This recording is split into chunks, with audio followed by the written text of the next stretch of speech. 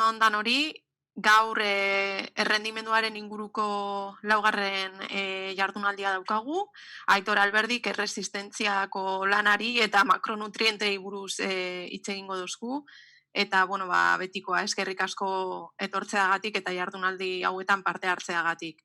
Decía que, bueno, muchas gracias a todos y todas por estar un día más con nosotros. Hoy tenemos la cuarta jornada sobre las jornadas de rendimiento. Aitor Alberdi nos hablará hoy sobre el trabajo de resistencia y los macronutrientes. Nahi dozunean, Aitor. Vale, bueno, lehenik eta behin eskerrik asko beste behin horre oteagatik, aurreko esan bezala guretza garrantzitsua da espazio hontan egon daiken elkarrekintza hau, eta espero dut zuek zerbait eramatea hemendik eta truken guke bai zerbait eraman ari izatea. Bueno, agradeceros otra vez más vuestra presencia en estas charlas. Para nosotros es importante este tipo de charlas y este tipo de situaciones. Espero que os llevéis algo y que en compensación a ello nosotros también podamos llevarnos algo.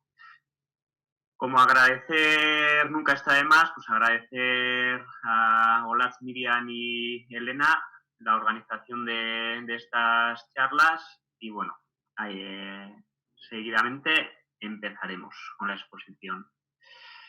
Antes de nada, mencionar que no soy fisiólogo del deporte, ni soy dietista nutricionista y que los conceptos de esos ámbitos que intentaré trasladar y utilizarlos para explicar cómo se pueden organizar los entrenamientos, pues que lo hago teniendo en cuenta mi ámbito de actuación y mi ámbito profesional, que al fin y al cabo es el entrenamiento, la estructuración y la planificación de ese entrenamiento.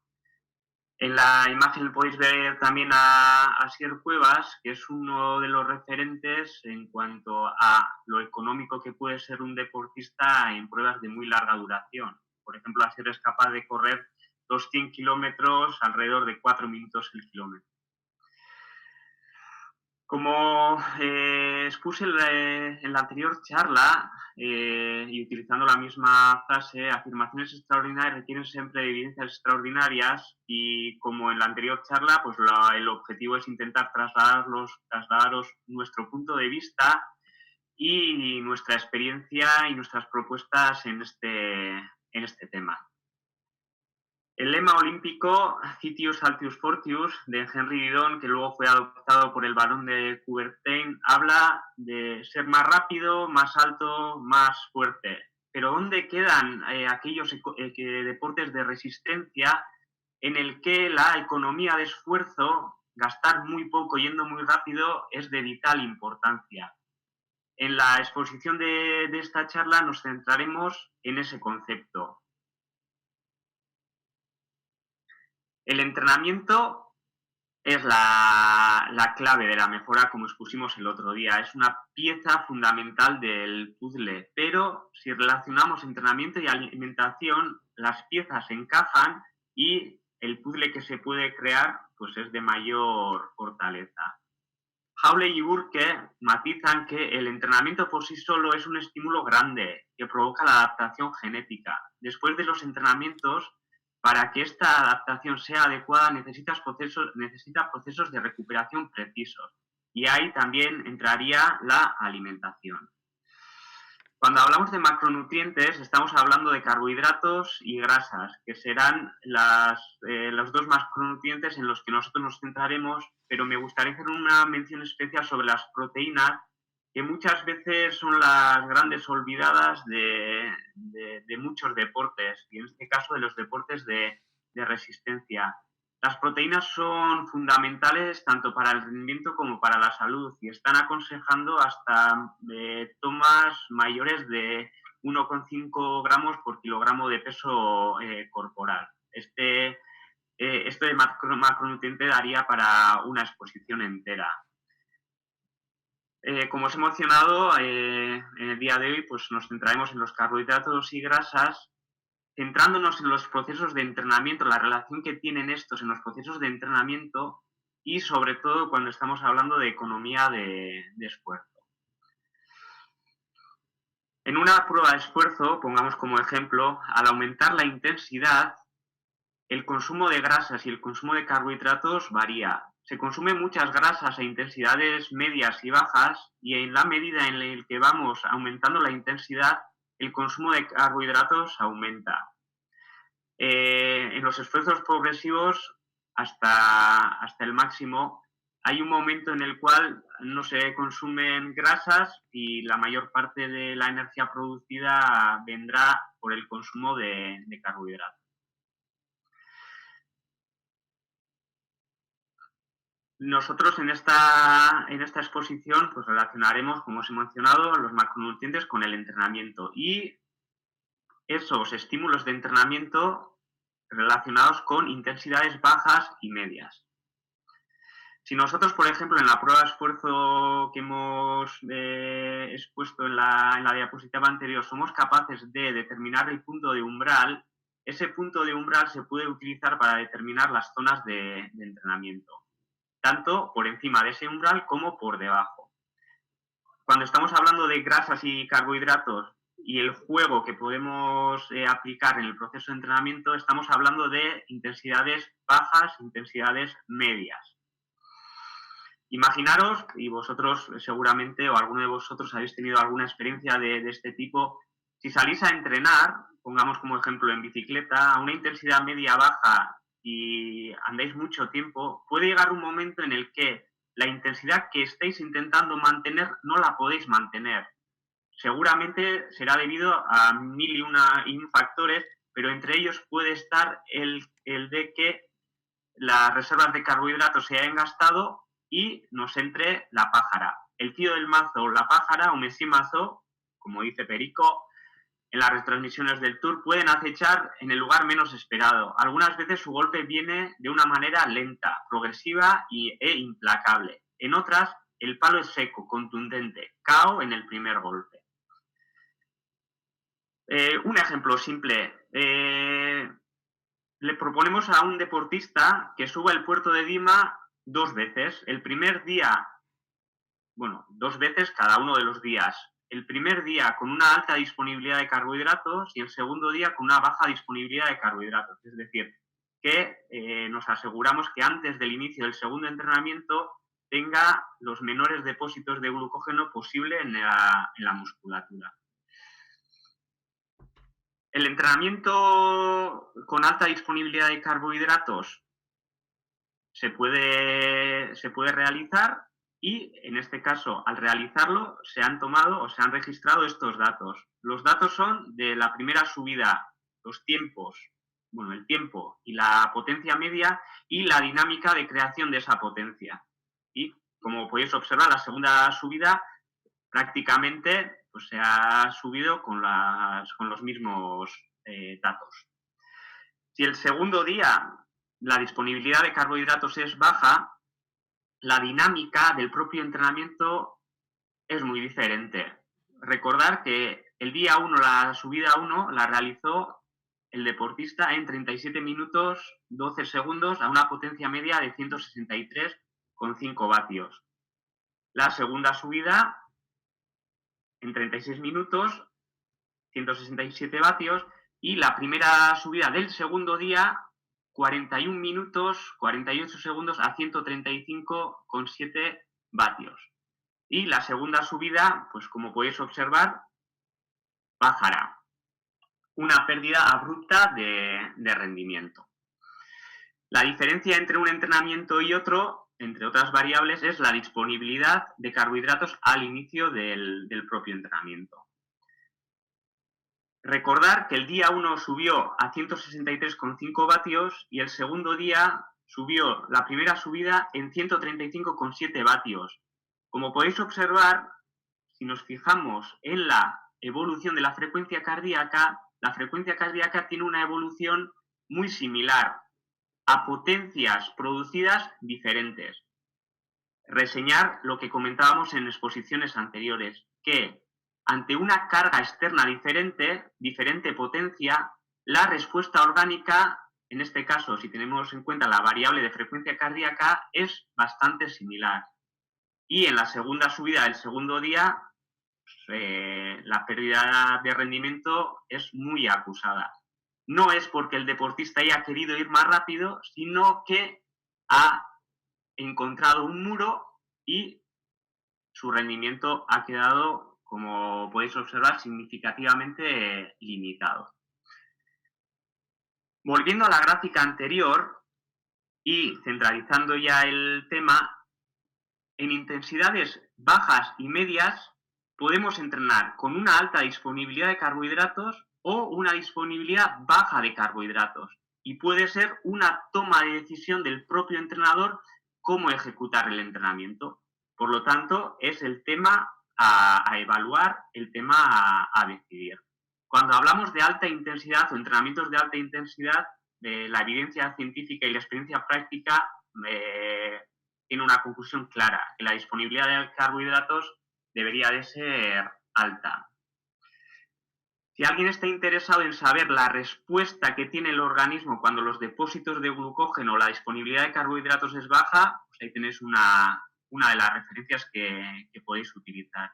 Porque cuando la disponibilidad de carbohidratos es baja y la exigencia física relativamente alta, el impacto que sufre el organismo es un impacto relativamente alto. Heukendrap, en el libro Sport Nutrition, explica muy bien este tipo de conceptos. Y yo creo que la gráfica clave puede ser la siguiente. En el caso de la carrera a pie, cuando aumentamos la intensidad, los requerimientos energéticos aumentan. Es decir, que para ir más rápido necesitamos producir más energía. La producción de esa energía vendrá en parte por la combustión de grasas, que a baja intensidad se consumen muchas grasas y porcentualmente la mayor parte del consumo de energía proviene de las grasas, y mientras o durante el aumento de la intensidad, su aportación tiende a disminuir. Pongamos como ejemplo, el mismo ejemplo que se expone en la gráfica, que a ritmo de maratón un porcentaje dado de energía se producirá mediante la combustión de grasas y la otra parte mediante la combustión de glucógeno muscular, sobre todo. Y a partir de cierta intensidad se dejan de consumir grasas para consumir prácticamente el 100% de la energía mediante la combustión de carbohidratos, tanto por glucógeno muscular como por la glucosa que circula en sangre. Mencionar que el análisis fisiológico que se puede hacer es muy profundo, pero que la diferencia principal entre la combustión de carbohidratos y grasas se diferencia en que la aportación de energía mediante los carbohidratos es muy rápida y la de las grasas muy lenta, pero que los depósitos de carbohidratos están muy limitados en el organismo y los de grasa son prácticamente ilimitados. Si ponemos en una gráfica de este tipo, podéis observar si consumiéramos toda la grasa que tenemos en el organismo, cuánta energía produciríamos, y en relación, si consumiríamos todo el carbohidrato que tenemos en el cuerpo, cuánta energía produciríamos. Los carbohidratos son energía rápida y las grasas serían energía lenta. Una mención especial: los carbohidratos y las grasas tienen un almacenamiento diferente en el organismo. Podemos acumular muy poco carbohidrato porcentualmente, relativamente, en el organismo, y en el mejor de los casos podríamos tener 1.500, 1.600, 2.000 kilocalorías que se podrían producir mediante la combustión de carbohidratos. Únicamente si tuviésemos que utilizar los triglicéridos intramusculares, los triglicéridos que están dentro del músculo, con 300 gramos ya tendríamos 2.700 kilocalorías, para que os hagáis a la idea de los datos y de la información que os he dado anteriormente. Y aparte de ello, si ponemos en circulación toda la grasa que tengamos, pues la producción de energía pues tiende a ser muchísimo mayor. En el caso, pongamos el caso de deportistas de resistencia que en situaciones de competición están produciendo una cantidad de energía. Si un deportista élite está produciendo, como se expone en el gráfico, 20 kilocalorías por minuto, esa producción de energía puede venir de la combustión de grasas, de los carbohidratos endógenos o los carbohidratos exógenos, es decir, de los carbohidratos que estamos aportando durante la competición. Si optimizamos el rendimiento de ese deportista y conseguimos que porcentualmente consuma más grasas y porcentualmente pueda absorber más carbohidratos durante la competición, su rendimiento optimizaría en el sentido de que se podría convertir en más económico y ello darle la oportunidad de ir más rápido en algunos momentos o de aguantar más tiempo. Si estamos hablando del aporte de carbohidratos durante la competición, lo podemos organizar mediante la alimentación en la propia competición. La adaptación a la combustión de grasas se tiene que entrenar durante el proceso de entrenamiento. Y como os he mencionado, la capacidad del deportista para consumir muchas grasas a intensidades altas y ser capaz de alimentarse mediante una gran cantidad de carbohidratos son claves para las pruebas de resistencia. Lo que está claro y lo que no hay debate por el momento es que en competición se aconseja la toma de carbohidratos y depende de la duración de la competición, pues el timing de ingesta y el tipo de productos pues está orientado o está estipulado. Lo que sí recomiendan es que toda propuesta se tiene que entrenar y que en deportes de larga duración se aconsejan hasta 90 gramos de carbohidratos por hora. Por lo tanto, la clave en este tipo o una de las claves en este tipo de deportes es relacionar la alimentación con el entrenamiento o el entrenamiento con la alimentación, tanto en los procesos de entrenamiento como en la competición. Uno de los estudios que puede ayudar a comprender este tema es el siguiente. Yo creo que lo expone de una manera muy clara y hay diferentes estudios que analizan tanto el proceso de entrenamiento para mejorar esa economía como estudios que intentan analizar lo que pasa en competición para determinar estrategias dietéticas, tanto en competición como en entrenamiento, y el objetivo final pues es el de siempre. Si estamos hablando de alto nivel, es mejorar el resultado, mejorar el rendimiento competitivo. Y con toda esta información, una propuesta general que se llevó a cabo en su momento con un deportista, un triatleta en este caso, de un microciclo de 2 semanas en el que el objetivo principal era la mejora de la economía de esfuerzo. Como podéis ver, en la semana 1 se planificaron o se programaron en este caso 3 sesiones en las que el objetivo principal era ese consumo de grasas. El resto de entrenamiento se podía organizar pues, de la manera en la que veis, pues insertando ejercicios de fuerza, ejercicios complementarios, una sesión de intensidad y otra sesión de entrenamiento aeróbico extensivo. Sí, en esa misma semana, en esos 3 entrenamientos, podemos incluir 3 estímulos diferentes, pues podría ser una de las opciones. Entrenamiento 1.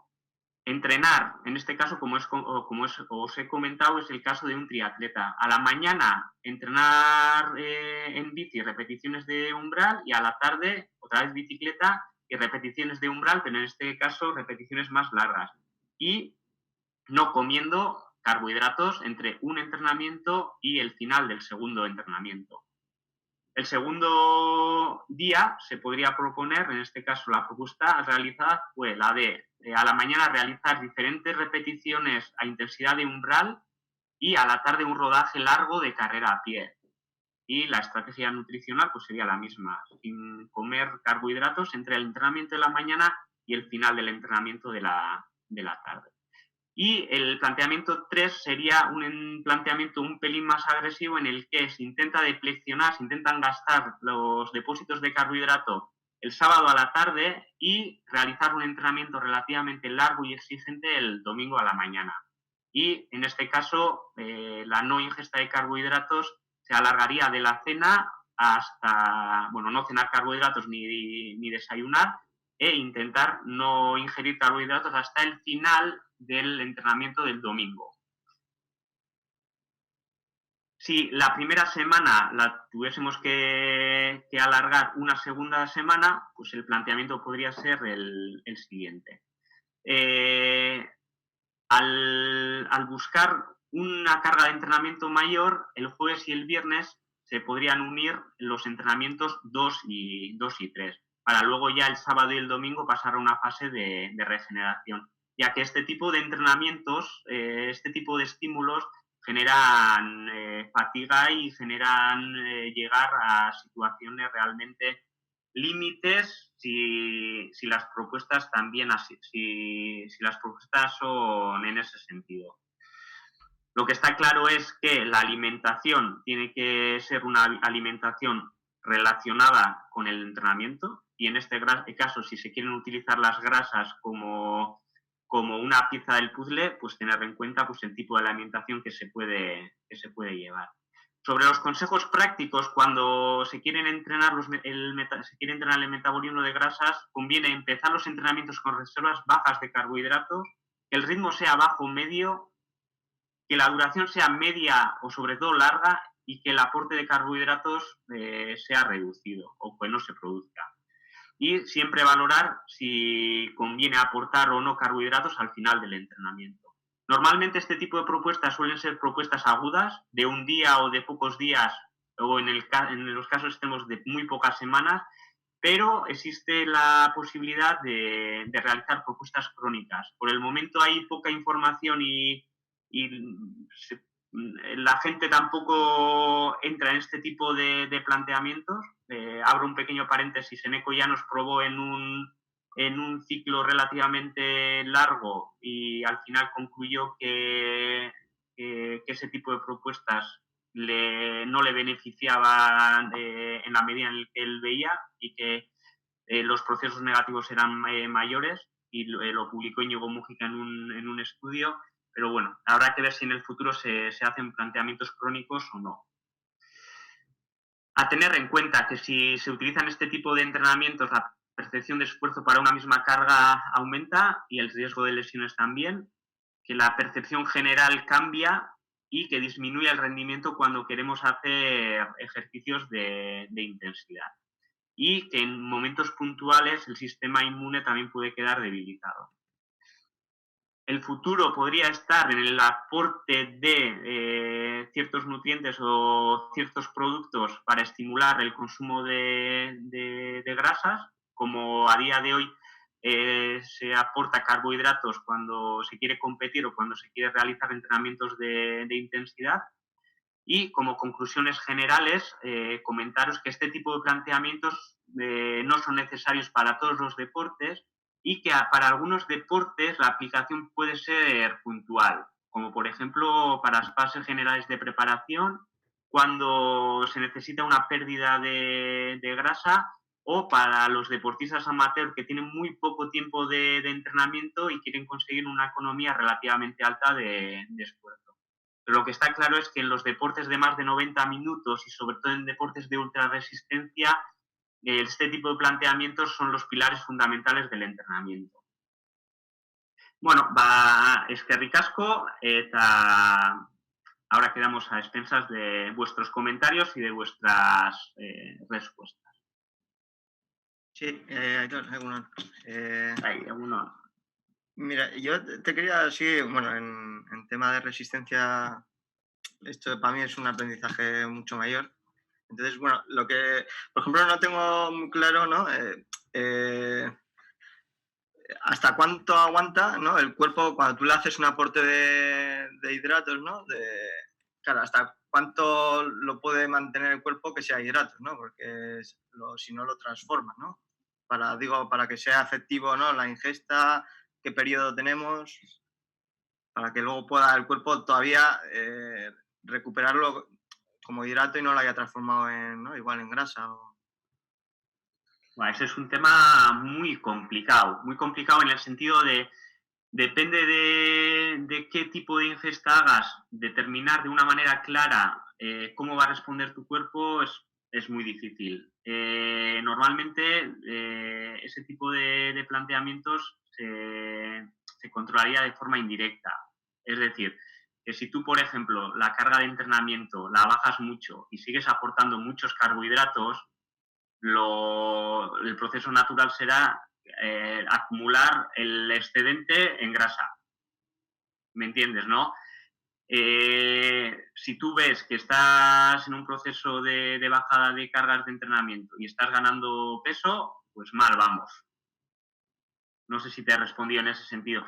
Y otro de los problemas fundamentales que muchas veces hemos comentado entre nosotros, la tendencia natural en los deportes de resistencia antes de una competición ha sido, por una parte, bajar las cargas de entrenamiento y por otra, aportar carbohidratos para rellenar esas reservas.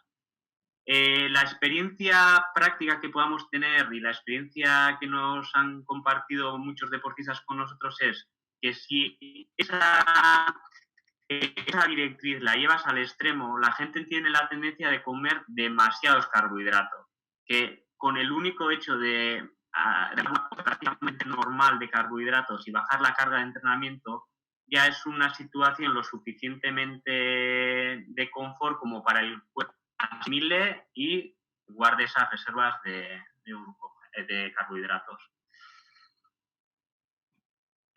Sí, porque en este sentido, por ejemplo, vamos a decir a más corto plazo, ¿no? A la hora de, yo qué sé, de un entrenamiento, una competición, por ejemplo, entre qué rangos se andan en resistencia a la hora de hacer la ingesta y luego, ¿no?, el entrenamiento, la competición. O sea, más o menos qué periodos andamos de tiempo.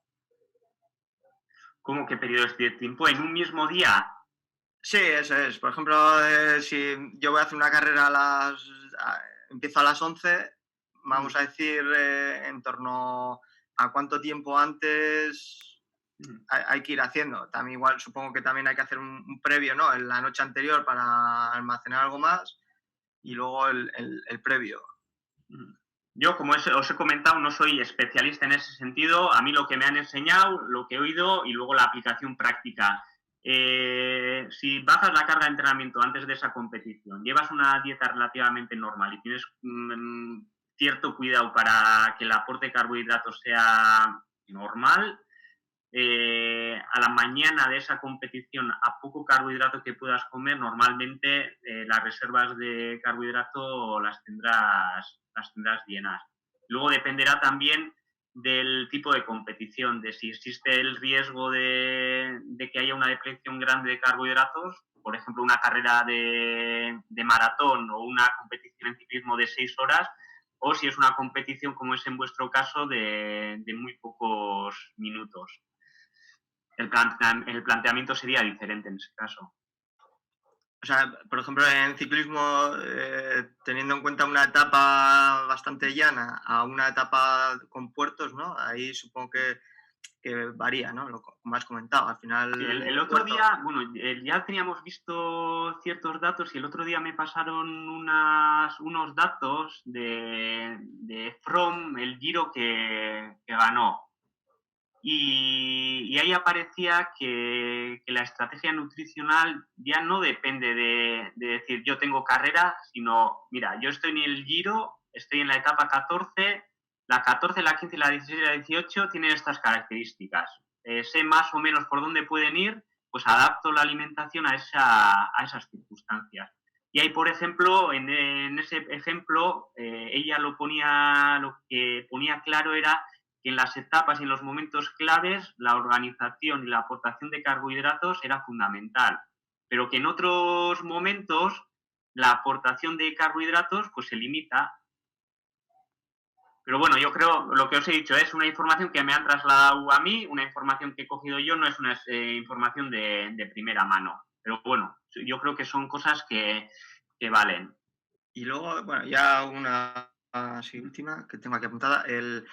Por ejemplo, ¿qué, qué velocidad, vamos a decir? No sé si existe, ¿no? Un cálculo de velocidad de consumo de grasa, ya sea almacenada o de ingesta directa, ¿no? Como has hablado, ¿no? En una prueba de larga duración a un ritmo moderado, ¿no? Porque al final, yo que sé, una ultra trail no, porque igual por las subidas y eso cambia intensidad, pero un Ironman, ¿no? Que es más llano, que es más continuo. Ahí, en ese sentido, ¿no? ¿Qué diferencia puede haber de la velocidad de consumo de grasa almacenada de la que tú puedas consumir en el momento de la carrera?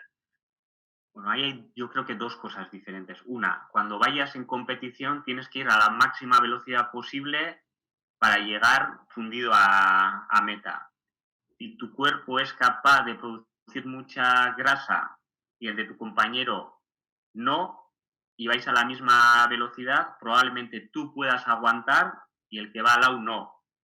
Ese es el concepto general. Y la otra es cómo determinar intensidades óptimas o cercanas a las óptimas en los procesos de entrenamiento. Es decir, a qué intensidad tengo que entrenar para que ese consumo de grasas se maximice, que el entrenamiento sea eficiente en ese sentido.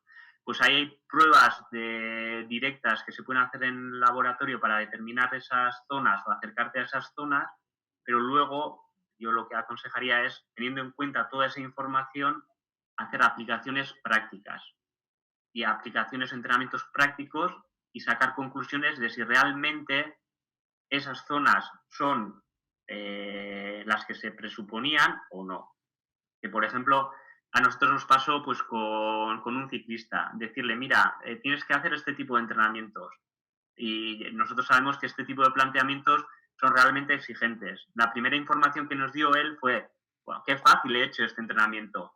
Y si nos comenta el deportista que qué fácil he hecho, ya sabemos que hay algo ha fallado. Y en ese caso, pues era la intensidad, entre otras variables, que había un plazo de había que hacerlo.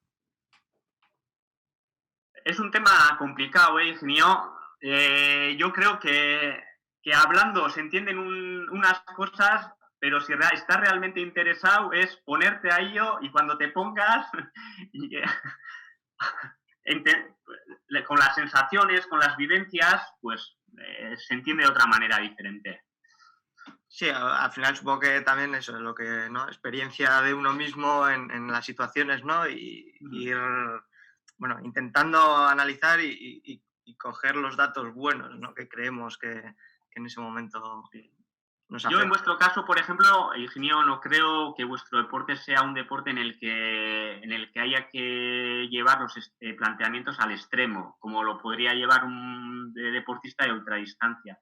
Pero para periodos generales de entrenamiento, periodos en los que se quiere conseguir una eficiencia aeróbica buena, pues pueden ser planteamientos adecuados, aún no se lleven al extremo.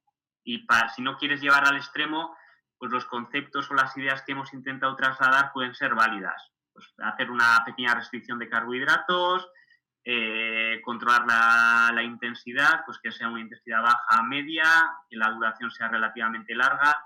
Con eso yo creo que se podrían cumplir o llegar a los objetivos que se tengan en ese sentido. Aitor, me gustaría saber tu opinión. Este tipo de estímulos, este tipo de organización de entrenamiento con deflexiones y tal, has puesto en duda de si es una, bueno, o sea, que tiene que pudiéndolo implantar de forma crónica no hay demasiados estudios. Y sobre todo en alguna experiencia pues que no ha salido bien. Por ejemplo, aun cuando has dicho que en deportes aún no de gran tiempo o de gran resistencia podrían ser utilizados en épocas preparatorias, mi pregunta es, aunque no sea crónica, repetirlo con estímulos repartidos a lo largo del año, aunque no sea en la parte preparatoria, ¿no podría ser algo interesante? A ver, por la última información que tengo yo es la que las adaptaciones del metabolismo de las grasas, si haces un planteamiento muy restrictivo de carbohidratos unidos a la actividad física, en 3-4 semanas se crean adaptaciones que pueden durar mucho tiempo, mucho tiempo, siempre y cuando se inserten estímulos puntuales. Es decir, que si, por ejemplo, un tipo de deporte o deportista tiene la posibilidad de realizar una pretemporada de 3-4 meses y si ese primer mes lo utiliza para este tipo de planteamientos y luego lo repite de una manera periódica pero corta, las adaptaciones respecto al metabolismo de las grasas puede que se mantenga durante un largo periodo de tiempo. Vale, o sea que se puede estructurar que 3-4 semanas de trabajo más pequeños estímulos recordatorios a lo largo del año pueden asegurar esa viabilidad. Sí, yo por poner un ejemplo, pongamos Sí, como sí. ejemplo el remo de banco fijo. Igual es un ejemplo muy alejado de los deportes olímpicos, pero bueno, tiene un calendario competitivo de junio, es más o menos O sea, septiembre, sí. junio, septiembre. Si los deportistas, en este caso, pueden hacer una pretemporada normal los meses de noviembre, diciembre y aprovechar enero para este tipo de cosas, luego les quedarían febrero, marzo, abril, mayo para seguir con su proceso de entrenamiento. Y podría ser un mes en el que, después de realizar todo el trabajo de base, buscar esa puntualización o esa matización. Otro momento bueno también podría ser, siempre que se aleje de la competición, de noviembre, diciembre, hacer el trabajo de base, enero, febrero, hacer una estructuración brutal y coger peso y coger volumen y coger todo lo que haya que coger y utilizar el mes de marzo para los procesos de afinamiento. Seguir con el trabajo de fuerza, insertar mucho trabajo de resistencia e ir filtrando todo el trabajo que se ha hecho los 4 meses anteriores. Y utilizar abril y mayo para entrenar los conceptos más relacionados con las características competitivas. Y si se realizan de una manera periódica este tipo de cosas, pues yo creo que vale. Y otro ejemplo pequeño, que los días de descanso, por ejemplo, en los deportes de resistencia, cada vez se tiende más a ingerir menos carbohidratos. Bueno, como decíamos el otro día, cualquier otra duda que tengáis en cualquier otro momento, estamos dispuestos a aclarar. Yo una única cosa, que la presentación ha sido una presentación rápida y saltando de idea general a idea general.